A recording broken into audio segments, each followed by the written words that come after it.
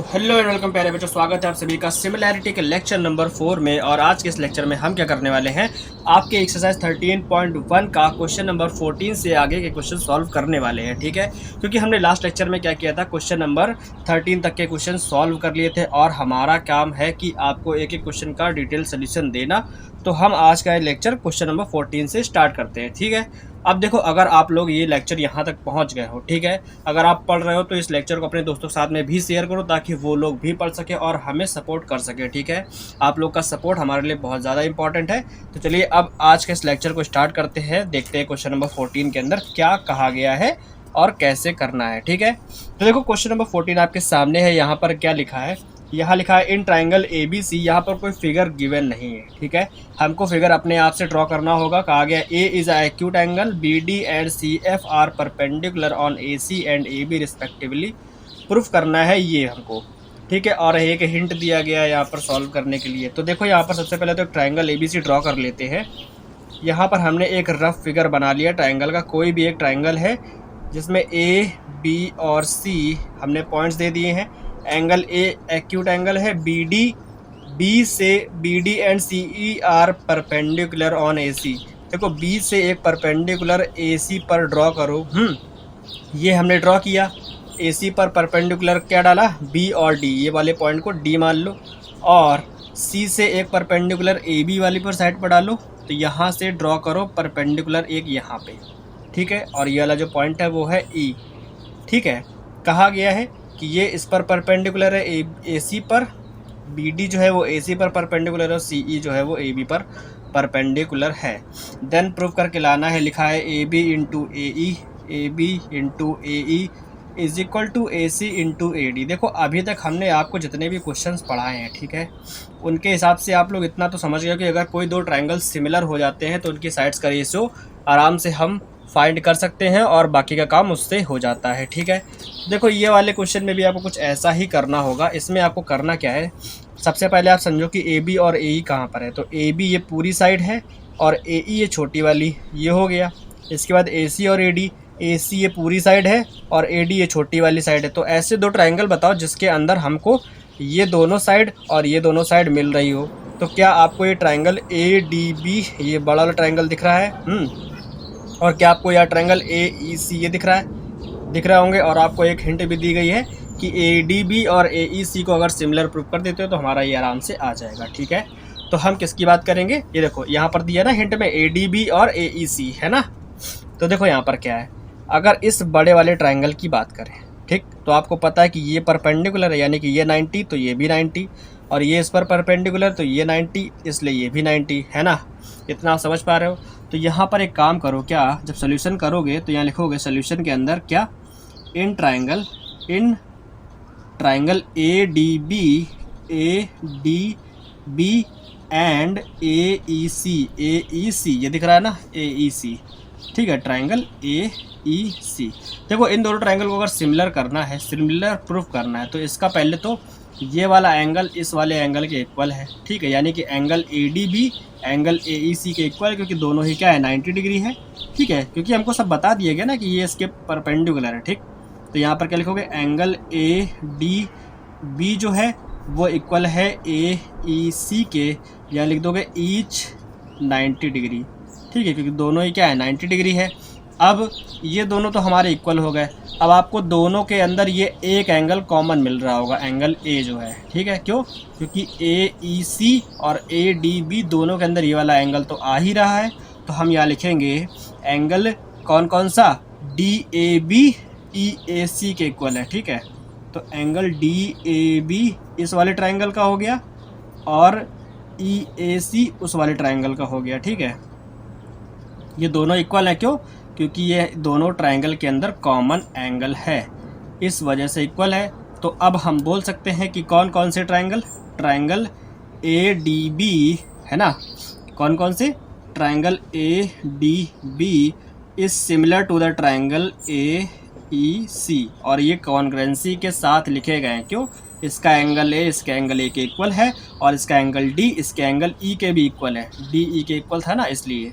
ठीक है, तो हमने यहाँ पर लिख दिया ये इसके सिमिलर है bye double a rule of similarity, double a rule of similarity, क्योंकि दो एंगल इक्वल हो गए तो दो ट्रायंगल क्या हो गए, सिमिलर हो गए। ठीक है, तो सिमिलैरिटी ये हो गया।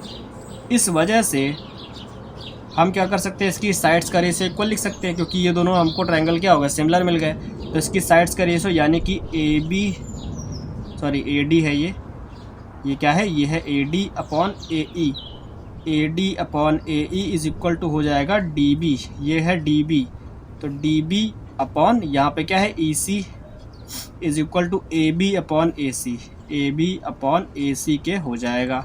हमको यहाँ पर ए बी और ए ई चाहिए, ए बी और ए ई चाहिए, ए सी ए डी चाहिए, तो ए सी ए डी है, तो यानी कि फर्स्ट और थर्ड वाले को हम यूज़ करेंगे। तो यहाँ पर लिखेंगे अब A D upon A E, A D upon A E is equal to A B upon A सी।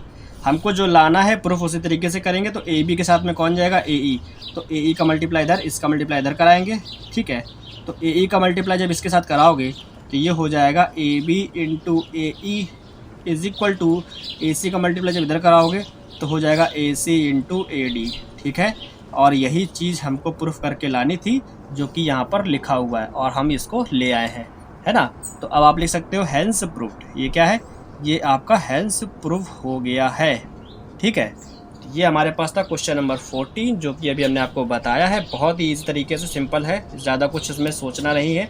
चलिए अब आते हैं क्वेश्चन नंबर 15 पर। ठीक है, ज़्यादा टाइम वेस्ट ना करते हुए क्वेश्चन नंबर 15 को देखते हैं क्या है। क्वेश्चन नंबर 15 के अंदर क्या है, यहाँ पर आपको एक डायग्राम दे रखा है, ये वाला। ठीक है, होप आपको दिख रहा होगा, हाँ ये डायग्राम दिख रहा है।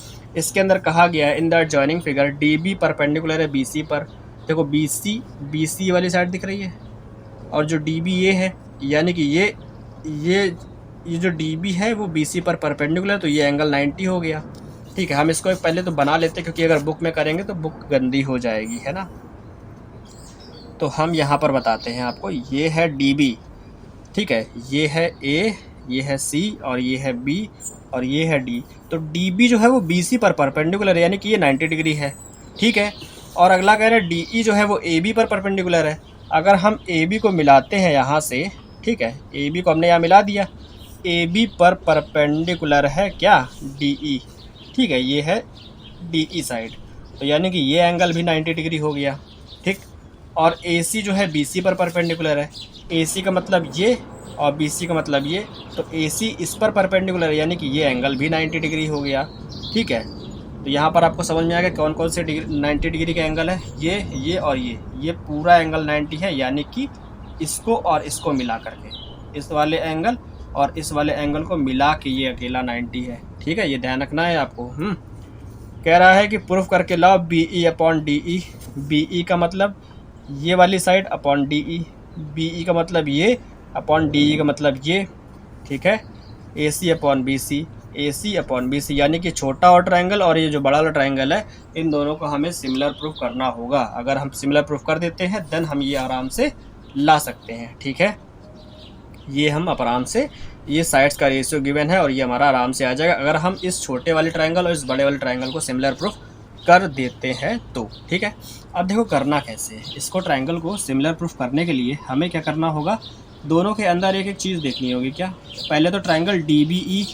ठीक है, तो यहाँ लिखेंगे सोल्यूशन के अंदर in triangle D B E and A B C के अंदर, है ना, and triangle A B C, इसके अंदर देखो दोनों के अंदर क्या है, सबसे पहले तो ये वाला एंगल इसके इक्वल है। इसके इक्वल क्यों है, क्योंकि ये भी 90 वो भी 90, तो एंगल डी ई बी जो है, एंगल डी ई बी जो है वो इक्वल है ए सी बी के। क्यों, क्योंकि यहाँ लिखोगे ईच 90 डिग्री, दोनों ये क्या है 90 डिग्री है, इस वजह से इक्वल हो गया। अब इसका जो ये वाला एंगल है, ठीक है, अब क्योंकि ये पूरा 90 है तो हम इसका कुछ कर नहीं सकते हैं फिलहाल अभी, है ना। तो ये जो एंगल ये वाला है डी बी ई, वो क्या होगा, देखो इस एंगल, इस वाले एंगल को और इसको मिला करके ये अकेला एंगल है ना डी बी ई, तो क्या हम लिख सकते हैं कि D B E is equal, ये जो डी बी ई है ये क्या होगा, ये हमारा किसको किसको मिला करके बन रहा है, डी बी ई, और मतलब ये वाला जो एंगल है पूरा, इसमें से अगर 90 में से ये छोटा वाला एंगल निकाल देते हो तो डी बी एंगल मिल जाएगा, है ना। क्योंकि ये पूरा यहाँ से लेके यहाँ तक 90 है, समझ पा रहे हो ना। तो अगर हम 90 में से ये जो छोटा वाला एंगल है इसको निकाल दें तो हमको सिर्फ ये वाला एंगल मिल जाएगा DBE, है ना। तो ये जो छोटा वाला एंगल उसका नाम क्या है, उसका नाम है ABC। क्या नाम है, ABC, है ना, ABC। तो DBE जो है वो ABC को 90 में से माइनस करके हमको मिलेगा, ठीक है। तो इसको इक्वेशन फर्स्ट मान लेते हैं, क्यों, क्योंकि अभी हमको इसका वैल्यू नहीं मिला है, ठीक है। 90 माइनस ABC है। अब हम क्या इस 90 माइनस ABC की जगह कुछ लिख सकते हैं। इस 90 माइनस ABC की जगह क्या लिखेंगे, तो ये देखो बड़ा वाला ट्रायंगल ABC दिख रहा है ना। यहाँ लिखोगे ट्रिपल डॉट से दिखाओगे कि सम ऑफ ऑल एंगल्स, ठीक है, किसके, ट्रायंगल ABC के जो सारे एंगल्स हैं उनका सम क्या है, 180 होगा, जाहिर सी बात है, यानी कि एंगल AC और ये वाला, ठीक है। तो इसका नाम क्या है, इसका नाम है BAC, ठीक है। Angle BAC plus ACB plus ACB plus ABC, ठीक है। तो ये तीनों ABC, सॉरी B है और यहाँ पर C है, ठीक है। तीनों का सम क्या हो जाएगा, 180 हो जाएगा। अब ये बताओ एंगल ABC को उधर भेज दो, ठीक है, और ACB ये वाले एंगल का वैल्यू क्या है, 90 है। तो यहाँ पर क्या लिखा रहेगा, यहाँ पे लिखा रहेगा BAC इज इक्वल, दोनों को उधर भेजो तो ये 180 हो गया, ये उधर जाएगा तो माइनस का ABC हो जाएगा और ये उधर जाएगा तो माइनस का ACB हो जाएगा। और ACB का जो वैल्यू है वो 90 डिग्री है। तो यहाँ लिखोगे 180 माइनस का ABC और माइनस का 90 हो जाएगा। तो 90 को 180 सब्ट्रैक्ट करो तो यहाँ पर आएगा 90 माइनस का ABC, ये आ जाएगा। किसका वैल्यू है, ये BAC का। तो 90 माइनस ABC की जगह हम लिख सकते हैं BAC। तो यहाँ पर जो इक्वेशन फर्स्ट में आपको दिख रहा है 91 ABC, उसकी जगह पे हम लिखेंगे BAC, ठीक है। क्या लिखेंगे, BAC। तो यहाँ लिखोगे फ्रॉम इक्वेशन फर्स्ट, इसकी जगह क्या लिखेंगे, एंगल जो DB और E है वो इक्वल हो जाएगा BAC के।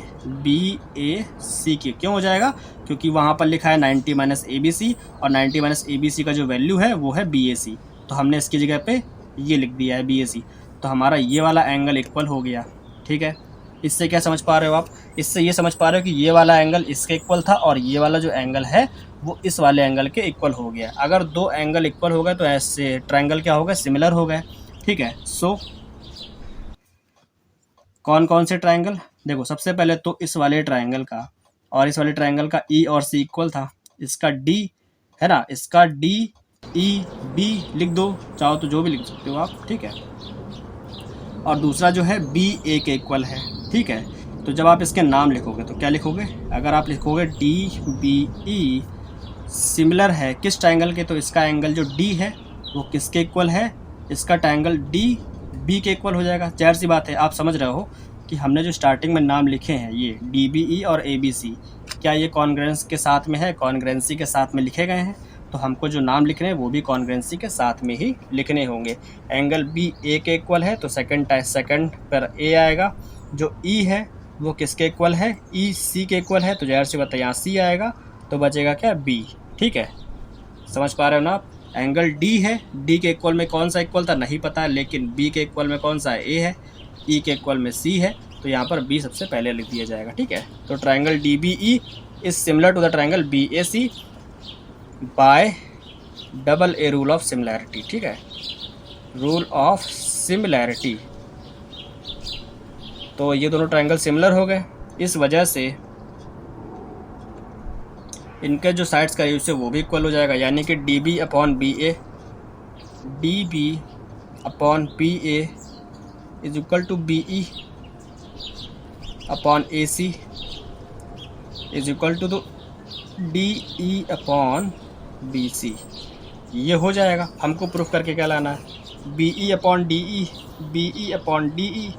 अब BE यहाँ पर है, DE यहाँ पर है, AC BC यानी कि हम इन दोनों के इक्वल रखेंगे, ठीक है। तो यहाँ पर क्या आएगा, BE upon AC is equal to DE upon BC, ठीक है। अब जिस तरीके से प्रूफ करना है, BE के अपॉन में DE को ले आओ और AC को उधर ऊपर भेज दो। That implies BE upon DE is equal to AC, इधर आ जाएगा, AC अपॉन BC। ये हमारा प्रूफ हो गया है। यहाँ पर हम लिख सकते हैं हेंस प्रूव्ड। ठीक है, ये हमारा प्रूव हो गया। सिंपल है। हमने क्या किया, दो ट्रायंगल देखे, ये बड़ा वाला, ये छोटा वाला, ये वाला एंगल इसके इक्वल था। अब ये वाला एंगल इसके इक्वल कैसे लाएं, तो उसको हमने यूज़ किया 90 माइनस ए बी सी। ठीक है, 90 माइनस ए बी सी किया, और ए बी सी का 90 माइनस ए बी सी का जो वैल्यू है वो निकल के आया बी ए सी के साथ में। तो ये वाला एंगल जो है वो इसके इक्वल गिरा, दो, एक ये एंगल इक्वल, एक ये एंगल इक्वल, दो एंगल इक्वल हो गए, एक ये और एक ये। तो हमने क्या किया, तो हमने दोनों को सिमिलर लिख दिया और उनके साइड्स का रेशियो लिखा, बाद में ये हमारा सॉल्व हो गया। ठीक है, सिंपल है, इस तरीके से हो गया। क्वेश्चन नंबर था ये 15। अब आते हैं क्वेश्चन नंबर 16 के ऊपर। ठीक है, तो देखो क्वेश्चन नंबर 16 के अंदर दो पार्ट हैं। ठीक है, लेक्चर ज़्यादा लेंदी नहीं करेंगे, कोशिश करेंगे कि जल्द से जल्द सॉल्व हो सके। क्वेश्चन नंबर 16 के अंदर दो पार्ट है। पहला पार्ट आप देखो जरा, लिखा है in the figure A given below E is a point on the side A D. अब देखो यहाँ पर क्या फिगर ये है, ये जो फिगर आपके पास ये वाला गिवन है, ये फर्स्ट पार्ट का है। तो हम इस फिगर को ड्रॉ कर लेते हैं सबसे पहले तो। ठीक है, तो देखो ये हमारे पास एक पैरेललोग्राम है। ठीक है, क्वेश्चन में ही गिवन है पैरेललोग्राम, और इस वाली साइड को प्रोड्यूस करके यहाँ तक लाया गया है। इसका नाम है ए बी सी डी, और ये है ई, और ये वाला पॉइंट है एफ। ठीक है, अब देखो क्वेश्चन में क्या कहा गया है। क्वेश्चन के अंदर हम क्वेश्चन रीड करेंगे और डायग्राम आपके सामने है। क्वेश्चन में लिखा है in the figure first given below. यहाँ पर क्या गिवन है, यहाँ पर कहा जा रहा है कि E is a point on side A D produce of A. ठीक है, ये जो ए डी साइड दिख रही है आपको, इसको E तक प्रोड्यूस किया गया है। तो यहाँ पर एक पॉइंट E गिवन है। ठीक है, और यहाँ पर एक parallelogram A B C D दिख रहा है। Parallelogram A B C D ये दिख रहा है आपको। ठीक है, एंड बी ई इंटरसेक्ट, और जो बी ई साइड है ये पूरी बी ई दिख रही है, ये डी सी को यानी इस वाली साइड को एफ पॉइंट पर इंटरसेक्ट कर रही है। ठीक है, तो हमको बताना है कि ये दोनों ट्रायंगल सिमिलर है। ठीक है, हमको इसके अंदर ये सो दैट लिखा है ए बी ई 16 का जो ए पार्ट है उसके अंदर हमको शो करके दिखाना है कि ट्रायंगल ए बी और E is similar to the triangle C F और बी के होगा, है ना। यानी कि हमसे कौन कौन से ट्रायंगल पूछ रहा है, ए बी ई ये बड़ा वाला ट्रायंगल ये पूरा, ठीक है, और सी एफ बी यानी कि ये वाला ट्रायंगल, ये बड़ा वाला ट्रायंगल और छोटा वाला ट्रायंगल को हमसे कहा जा रहा है कि ये दोनों इक्वल प्रूफ करके लाओ। ठीक, देखो इसमें आपको एक हिंट दी गई है सॉल्व करने के लिए कि ये एक ए बी सी डी एक पैरेललोग्राम है। तो पैरेललोग्राम की प्रॉपर्टीज़ आपको सबसे पहले तो पता होनी चाहिए, है ना। तो हम एक आपको शॉर्ट वे में पैरेललोग्राम की कुछ प्रॉपर्टीज़ बता देते हैं। ठीक है, तो हमारे पास ए बी सी डी एक पैरेललोग्राम है।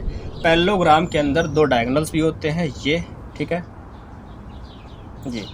तो देखो पैरेललोग्राम अगर ये दो डायगोनल्स ई पॉइंट पर कट करते हैं एक दूसरे को, देखो सबसे पहले पैरेललोग्राम की प्रॉपर्टीज़ क्या है कि देखो इसके जो अपोजिट एंगल्स हैं, ठीक है, ये वाला और ये वाला, ये इक्वल होते हैं। क्यों? क्योंकि इसकी जो अपोजिट साइड है, ये जो साइड ए बी है और डी सी के, ए बी जो है वो डी सी के पैरेलल होती है, ये वाली साइड इसके पैरेलल होती है और इक्वल भी होती है। ठीक है, ए बी डी सी के इक्वल भी होती है। इसी तरीके से ए डी जो है वो बी सी के पैरेलल होता है, ए डी जो है वो बी सी के भी पैरेलल होता है, यानी कि ये इसके पैरेलल होता है और इक्वल भी होता है। पैरेललोग्राम का मतलब ही यही है। ठीक है, पैरेलल साइड भी होती है और इक्वल भी होती है। तो ये ए डी जो है वो बी सी के इक्वल भी होता है। इस वजह से और एक चीज़ समझो, और क्या, इसके जो अपोजिट एंगल्स है, यानी कि ए एंगल ए सी के इक्वल होता है, एंगल ए जो है वो एंगल सी के इक्वल, ये अपोजिट एंगल्स इक्वल है, और एंगल डी जो है वो एंगल बी के इक्वल होता है। ठीक है, एंगल डी जो है वो एंगल बी के इक्वल होता है। ये एक प्रॉपर्टी हो गई। ठीक है, ये एंगल्स वाली प्रॉपर्टी हो गई। और समझो यहाँ पर जो डायगोनल है, ठीक है, हर एक डायगोनल क्या डायगोनल होती है, बाइसेक्ट करते हैं। ये जो दोनों डायगोनल है ए सी और बी डी, ये एक दूसरे को बाइसेक्ट करते हैं। तो मतलब क्या है कि ये वाला पार्ट इसके इक्वल होता है और ये वाला पार्ट इसके इक्वल होता है। ठीक है, तो ये बाइसेक्ट करते हैं एक दूसरे को।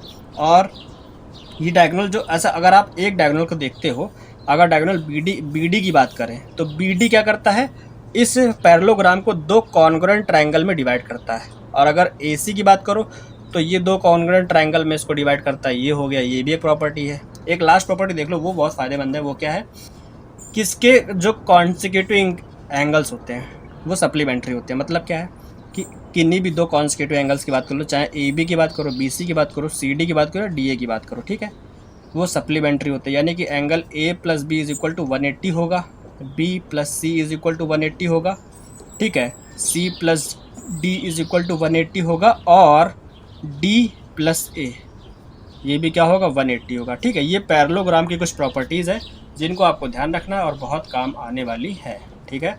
और आपको पता है ना, वर्टिकली अपोजिट एंगल्स तो इक्वल होते ही हैं, ये वाला इसके इक्वल, ये वाला इसके इक्वल, ठीक है। तो बस ये पैरेललोग्राम की कुछ प्रॉपर्टीज़ थी, ये इसमें काम आने वाली है, इसलिए हमने आपको बता दिया। अब देखो यहाँ पर 16 का जो ए पार्ट है वो कैसे सॉल्व होगा। सबसे पहले तो आपको पता है कि बी सी और ए डी जो हो पैरेलल है, ठीक है, क्योंकि बी सी ए डी के पैरेलल है। क्यों? क्योंकि पैरेललोग्राम है ना, पैरेललोग्राम के अपोजिट साइड पैरेलल और इक्वल होती है, ठीक है। यहाँ साइड में मेंशन कर दोगे A B C D is a parallelogram, ठीक है। इस वजह से ये जो है पैरेलल है, अगर ए डी पैरेलल है तो ए ई भी पैरेलल होगी किसके, ठीक है। सो जो बी सी है वो ए ई के भी पैरेलल होगी, क्योंकि इसी को तो आगे बढ़ाया गया है ना। अब ये पूरी साइड इसके पैरेलल है, तो क्या आप इस वाले एंगल को इसके इक्वल बोल सकते हो? क्यों? क्योंकि ये अल्टरनेट एंगल हो गए। अल्टरनेट एंगल को आपको पता है ना कि दो पैरेलल साइड के बीच में अगर z बन रहा है, देखो यहाँ पर z बन रहा है, ये दिख रहा है आपको, तो वो एंगल्स कौन से होते हैं? अल्टरनेट एंगल्स होते हैं, ठीक है। तो इस वाले ट्रायंगल का कौन सा एंगल? CBF, ठीक है। एंगल CBF इक्वल हो जाएगा एंगल AEB के, किसके? AEB के। क्यों? क्योंकि ये अल्टरनेट इंटीरियर एंगल है। कौन से हैं? अल्टरनेट इंटीरियर एंगल्स है, इस वजह से ये इक्वल हो गए, ठीक है। पूरा लिख लेना आप यहाँ पर। उसके बाद हमने भी आपको बताया कि opposite angles are equal, parallelogram के अपोजिट एंगल्स क्या होते हैं? इक्वल होते हैं, ठीक है। तो इस वजह से एंगल C जो है वो एंगल A के इक्वल हो जाएगा, ठीक है। तो C का पूरा नाम क्या है? BCF या फिर FCB, कुछ भी लिख दो। तो एंगल BCF जो है वो इक्वल है BAE के, ठीक है।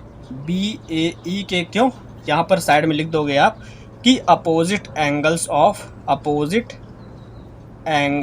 ऑफ पैरेललोग्राम ABCD, ठीक है, ABCD। क्योंकि पैरेललोग्राम के अपोजिट एंगल्स इक्वल होते हैं, इस वजह से दोनों एंगल इक्वल हो गए। दो एंगल इक्वल है कि ट्रायंगल कैसे हो गए? सिमिलर हो गए। तो इस वजह से हम लिख सकते हैं ट्रायंगल ABE जो है, ये जो बड़ा ट्रायंगल है ABE किसके सिमिलर है? इस वाले ट्रायंगल के सिमिलर है। तो सिमिलर एंगल्स आपको लिखने पड़ेंगे, ठीक है। B के इक्वल कौन सा था? देखो A के इक्वल C है ना, तो पहले हम लिखेंगे C। B के इक्वल कौन है? B के इक्वल था E, तो CFB लिखेंगे हम। क्या लिखेंगे? CFB लिख देंगे, ठीक है। क्योंकि हमें पता है कि इसका कॉन्ग्रुएंसी सिंपल है, क्लियर है। इसका एंगल E जो है वो B के इक्वल है, ठीक है। समझ पा रहे हो ना? Angle A, triangle ABE CFB के क्या है? सिमिलर है bye double a rule of similarity.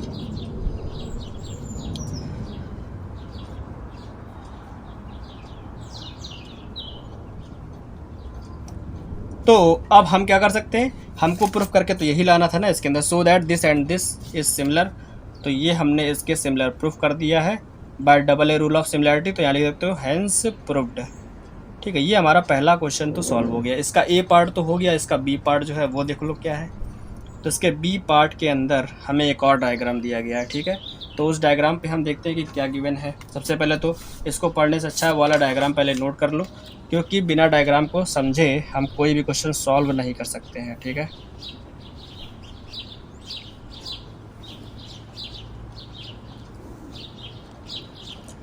ये हमारे पास जो है आ गया। यहाँ पर क्या है? PQRS और ये है L। उसके बाद यहाँ पर क्या है? ये है M और उसके बाद यहाँ पर है N, ठीक है। अब ये यहाँ पर देखो क्या क्या गिवन है। इस वाले क्वेश्चन के अंदर हमको पढ़ना है। सबसे पहले तो इसके अंदर क्या गिवन है। इन फिगर दिस, इस वाले फिगर के अंदर आपको देखना है given below PQRS is a parallelogram. PQRS दिख रहा पैरेललोग्राम है ये। PQ जो साइड PQ का वैल्यू है वो क्या है? PQ is equal to 16 centimetre, ठीक है।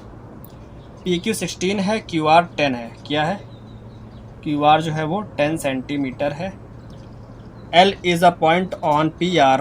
L जो है वो PR पर एक पॉइंट है, ठीक है। सच दैट RL और LP, तो RL और LP का जो रेशियो है वो 2:3 है, गिवन है ये ठीक है, ये गिवन है। QL प्रोड्यूस्ड, QL देखो QL को आगे बढ़ाया गया है, प्रोड्यूस्ड मीट्स RS, QL को आगे बढ़ाया गया है RS को, जो RS मतलब RS पर M पॉइंट पर मिलता है, ठीक है। ये जो QL दिख रहा है आपको, इसको आगे बढ़ाने पर ये RS में M पॉइंट पर मिलता है, और PS produced to N, PS जो है उसको N तक आगे बढ़ाया गया है, तो इसको भी आगे मिला दिया गया इसमें, ठीक है। ये आपको फिगर के अंदर गिवन है। देखो पूछा क्या जा रहा है, ये तो गिवन था जो जो वो बताया गया है ना। अब इसके अंदर पूछ क्या रहा है, तो क्वेश्चन के अंदर यहाँ पर हमसे पूछ रहा है prove that triangle RLQ, RLQ का मतलब समझते हो आप? RLQ मतलब ये वाले ट्राइंगल को सिमिलर लाना है किसके, PLN के, PLN ये बड़े वाले ट्राइंगल की बात कर रहा है, ठीक है। इसके सिमिलर प्रूव करके लाना है, ठीक है। अब देखो यहाँ पर दूसरी बात क्या है, फाइंड PN साइड भी फाइंड करनी है, यानी कि इसके अंदर PN भी फाइंड करना है पहले क्वेश्चन के अंदर, है ना। और ट्राइंगल जो है वो कौन कौन सिमिलर करने हैं, RLQ सिमिलर प्रूफ करना है PLN के, ठीक है। ये पहले पार्ट के अंदर की बात कर रहे हैं, है ना। दूसरा पार्ट तो अभी है ही नहीं, दूसरा पार्ट तो अभी पढ़ा ही नहीं है, ठीक। तो ये आप समझ पा रहे हो, ये हमारे पास डायग्राम है और पहला क्वेश्चन हमारे पास ये है इसका, ठीक है। तो चलिए सॉल्व करते हैं। इस डायग्राम को हमें परमानेंट देखना होगा, इसलिए हमने इसको अलग पेज पर पहले ही बना लिया है, ठीक है।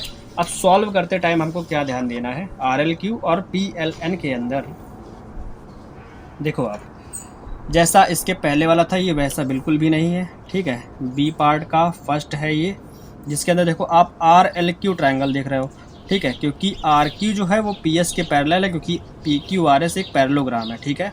देखो यहाँ लिखोगे आप क्या, क्योंकि PQRS is a parallelogram, so जो PS है वो RQ के पैरेलल है, PS है वो पैरेलल है RQ के, और अगर PS RQ के पैरेलल है तो RQ जो है वो PN के भी पैरेलल हो, क्योंकि PS को ही तो N तक बढ़ाया गया है।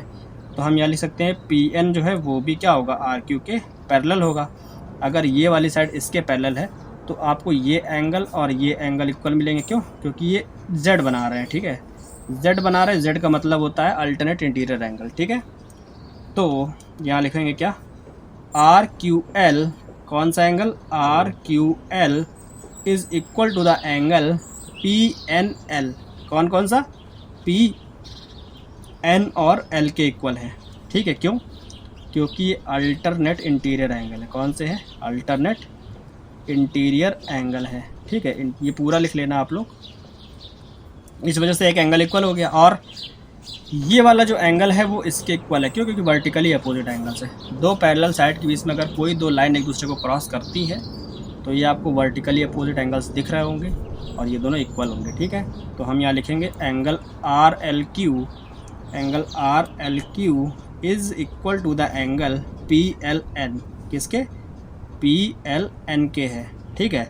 ये दोनों एंगल इक्वल क्यों, क्योंकि यहाँ लिखोगे वर्टिकली अपोजिट एंगल्स, कौन से, वर्टिकली अपोजिट एंगल्स है, इस वजह से ये क्या है, इक्वल है। और दो एंगल इक्वल होगा तो bye double similarity, rule of similarity, हम यहाँ से बोल सकते हैं कि कौन कौन सा ट्राइंगल हमारा क्या प्रूफ करना था, RLQ, triangle RLQ is similar to the triangle PLN होगा, ठीक है। जैसा यहाँ पे गिवन है ना, सेम वैसे ही लिख दो, ठीक। इसमें ज़्यादा सोचना नहीं, क्यों, क्योंकि कॉन्ग्रुएंसी के साथ में ही लिखे होते हैं, ठीक है। इसका एंगल L के इक्वल था, R P के इक्वल था, जो कि अभी हमने मतलब लिखा ही है, Q N के इक्वल है, Q N के इक्वल ले आए थे, R L के इक्वल था, ठीक है। तो ये पहले से ही क्या होते हैं, कॉन्ग्रुएंसी के साथ में लिखे होते हैं, ठीक है। तो हमने इसको इसके सिमिलर कर दिया, किस रूल के अकॉर्डिंग, तो bye double rule of similarity, rule of similarity, ठीक है। तो इसको तो हमने सिंपली क्या किया, सॉल्व कर दिया, लेकिन हमें अभी एक चीज़ और फाइंड करनी है, ठीक है। हैंस प्रूफ यहाँ तो लिख दोगे, लेकिन इसी के अंदर एक चीज़ और थी, क्या, PN फाइंड करना है, PN का वैल्यू, ठीक है। और इनकी आपको ज़रूरत पड़ेगी जब PN की वैल्यू फाइंड करोगे। तो यहाँ पर क्या करो, सबसे पहले तो इनकी साइड्स का रेशियो लिख लो, ठीक है। साइड्स का रेशियो मतलब कैसे, RL/PL is equal to the LQ/LN is equal RQ upon P N. Equation first मानो, इसका हो सकता है हमको इसका बाद में भी ज़रूरत पड़े इसकी, है ना। अब यहाँ पर देखो हमको क्या बनना है, are L upon L P. Are L upon L P का वैल्यू 2/3 है, बिल्कुल। हमें फाइंड क्या करना है, पी एन फाइंड करना है, ठीक है। हमें फाइंड करना है पी एन, क्योंकि क्वेश्चन में पी एन है। और आर क्यू या फिर क्यू आर का वैल्यू क्या है, 10 है ना। तो हमको गिवन है, तो हम इस फर्स्ट और लास्ट वाले को इक्वल कर लेते हैं। तो लिखेंगे R L upon L P is equal to Q R upon P N, ठीक है। पी एन फाइंड करना है। R N upon L P का वैल्यू 2/3 है, या लिख दिया 2/3 is equal to Q R का वैल्यू 10 है, क्वेश्चन में गिवन था, हमने पहले यहाँ पे नोट कर दिया था। तो क्यू आर हो गया 10 और पी एन फाइंड करना है। 2 5 10, पी एन को ऊपर भेजो, 3 को इधर भेजो, तो P N is equal 3 5 15 centimetre, ठीक है। तो पी एन का वैल्यू 15 आ गया, ये हमारा आंसर है फर्स्ट वाले पार्ट का। दोनों सॉल्व हो गए, ठीक है। पहला तो सिमिलर हो गया, दूसरा हमारा ये आ गया, है ना। इसके बाद क्या है, इसके बाद इसी क्वेश्चन का जो बी पार्ट है, मतलब बी का ही सेकंड पार्ट, इसी का सेकंड पार्ट है, उसके अंदर एक चीज़ कह रहा है, क्या कह रहा है कि name R triangle similar to the triangle R L M. R L M के सिमिलर कौन सा ट्रायंगल होगा, ठीक है। आर एल एम मतलब इस ट्रायंगल की बात करिए, इसके सिमिलर कौन सा होगा, तो इसके सिमिलर जाहिर सी बात इसके बगल वाला ही हो सकता है, इसके सिमिलर इसका बगल वाला ही हो सकता है। तो हम इसी को सिमिलर लाने की कोशिश करेंगे, सॉल्व करेंगे ना हम लोग भी। और इसके अंदर भी कह रहा है कि आर एम का वैल्यू बताओ, मतलब कि इस आर एम साइड की वैल्यू पूछ रहा है, ठीक है। तो देखो फिगर को आप लोग ध्यान से देखो, तो आपको पता है कि parallelogram P Q R S एक पैरेललोग्राम है। अगर ये वाली साइड मतलब आर एस जो है वो पी क्यू के तो पैरेलल है ही, तो आर एम भी तो इसके पैरेलल होगा। अगर ये दोनों पैरेलल है तो z बनता हुआ दिख रहा होगा, यानी कि ये वाला एंगल इस वाले एंगल के इक्वल होगा, क्योंकि अल्टरनेट इंटीरियर एंगल हो जाएंगे, है ना। बस अब देखते जाओ इसको सॉल्व करने का तरीका क्या है। यहाँ लिखेंगे क्योंकि P Q R S is a parallelogram, so जो पी क्यू है वो आर एस के क्या है, पैरेलल है। P Q is parallel to R S, ठीक। एंड अगर पी क्यू आर एस के पैरेलल है तो पी क्यू आर एम के भी पैरेलल होगा, ठीक है। And P Q is parallel to R M, ठीक। पी क्यू आर एम की भी पैरेलल होगा, क्योंकि एम जो है आर एस पर ही तो कोई एक पॉइंट है। अगर ये पैरेलल है तो इस वजह से हम क्या लिख सकते हैं, ये वाला एंगल इस वाले एंगल के इक्वल है, क्योंकि दो पैरेलल साइड के बीच में ही अगर z बन रहा है तभी हम बोल सकते हैं कि वो अल्टरनेट इंटीरियर एंगल है, ठीक है। तो यहाँ पर एंगल R जो है एंगल P के क्या है, इक्वल है, क्योंकि अल्टरनेट इंटीरियर एंगल है। तो एंगल R का जो नाम है वो क्या है, LRM is equal to the angle LPQ, या फिर QPL कुछ भी लिख दो आप, है ना। तो LPQ क्यों, क्योंकि ये अल्टरनेट इंटीरियर एंगल है, ठीक है। अल्टरनेट इंटीरियर एंगल से या पूरा लिख सकते हो, ठीक। ये दोनों एंगल इक्वल हो गए। और यहाँ पर देखो ये वाला एंगल इस वाले के इक्वल है, क्योंकि वर्टिकली अपोजिट एंगल है, ठीक है। तो RLM is equal to the angle PLQ, ठीक है, PLQ के। क्यों, क्योंकि ये वर्टिकली अपोजिट एंगल्स हैं, ठीक है। इस वजह से ये भी इक्वल है। अब दो एंगल इक्वल होगा तो bye double a rule of similarity ये वाला ट्रायंगल जो है वो इस वाले के सिमिलर हो जाएगा, ठीक है। यानी कि ट्रायंगल कौन सा ट्रायंगल जो हमको यहाँ गिवन था, RLM, ठीक है। जो ट्रायंगल RLM है वो सिमिलर हो जाएगा ट्रायंगल PLQ के। PLQ के क्यों, क्योंकि इसका एंगल L इसके L के इक्वल था और R जो है वो P के इक्वल था। तो जो लास्ट में बच रहा है M, इसमें लास्ट में बच रहा है Q, तो वो लास्ट में लिख दिए गए, ठीक है। तो ये दोनों ट्रायंगल क्या हो गए, सिमिलर हो गए bye double a rule of similarity, ठीक है। Double a rule of similarity ऐसा हम लिख सकते हैं, ठीक है। तो ये तो प्रूव हो गया, तो यहाँ लिख दोगे हैंस प्रूव्ड। अब हमको इसमें RM का वैल्यू फाइंड करना है। इसके अंदर एक साइड है RM, ठीक है। तो इसकी साइड्स का रेशियो लिखो। नाउ इसकी साइड्स का रेशियो लिखोगे RL upon PL is equal to LM upon LQ is equal to RM upon PQ। ये हमको इसका रेशियो पता है। RL अपॉन LP का रेशियो 2:3 है। R M upon P Q, R M find करना है, पी क्यू का वैल्यू ये है 16 गिवन था ना, तो बस इस फर्स्ट वाले को लास्ट वाले के इक्वल कर लो। तो यहाँ लिखोगे R L upon L P is equal to R M upon P Q, सबके वैल्यू रखो। इसका रेशियो क्या है 2/3 है, इसका रेशियो 2/3 और पी क्यू वैल्यू 16 है, ठीक है। Is equal to R M upon 16, ये आ जाएगा। 16 का मल्टीप्लाई इधर करा दो, ठीक है। तो यहाँ पर आर एम का वैल्यू क्या मिलेगा, R M is equal to 16 का 2 में 32/3 सेंटीमीटर।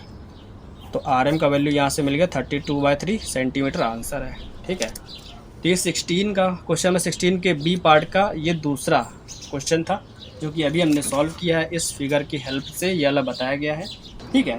तो ये था हमारे पास क्वेश्चन नंबर 16 जो अभी हमने आपको डिटेल में बताया है, ठीक है। इसके अंदर जो जो चीज़ की ज़रूरत पड़ सकती है वो हमने आपको सभी बताई हैं। तो मेरे ख्याल से होप आपको समझ में आया होगा क्वेश्चन नंबर 16 किस तरीके से हमने किया है। वीडियो देखो, अगर समझ में आता है आप लोगों को तो बिल्कुल लाइक करो, कमेंट ज़रूर करो आप लोग, क्योंकि कमेंट करोगे, लाइक करोगे, तभी हमारा जो लेक्चर है वो और बच्चों तक पहुँच सकता है, ठीक है। और हम चाहते हैं कि ज़्यादा बड़े लेक्चर ना हो, ज़्यादा बड़े लेक्चर होने से क्या होता है, बच्चे उसको देखते नहीं हैं। और हमारा जो लेक्चर है ये भी काफ़ी 35-36 मिनट्स क्रॉस कर चुका है। क्वेश्चन नंबर 17 जो है बहुत प्यारा क्वेश्चन है, बट लेक्चर ज़्यादा लेंदी होने की वजह से हमें इसको यहीं पर रोकना पड़ेगा, ठीक है।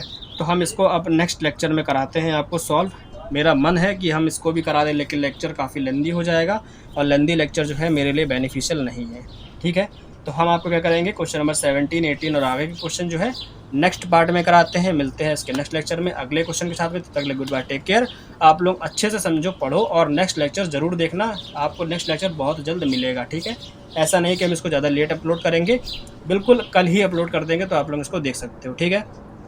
तो चलिए गुड बाय, टेक केयर, मौज करो, जय हिंद, जय भारत।